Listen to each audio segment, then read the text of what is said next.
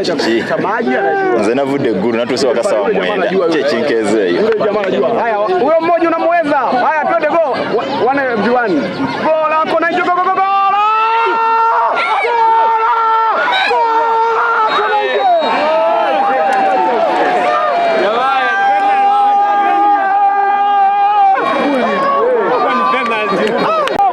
Kushoto goli.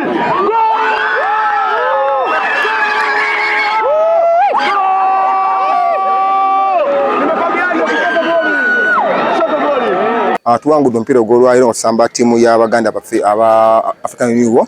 Otuwangudde 1-0 mu favor yaffe. Ndowooza okusinza okulaba nga ttiimu yaffe ebadde yaddize n'ekigenzo ky'okuwangula mpaira wagubadde muzibu nnyo gwadde mu kalubo. Soka tutegeka quarter finals oba tuba tufunye omukisa qualifying kubanga olaba ttiimu yaffe eri mu shape ate neetegefu kubanga soka okusamba quarter finals kubanga tulina abasambi bapya abali capable okukola nga basobola okutuusa. Tuli bapya mu University League era tubadde tuyiga ebintu bingi.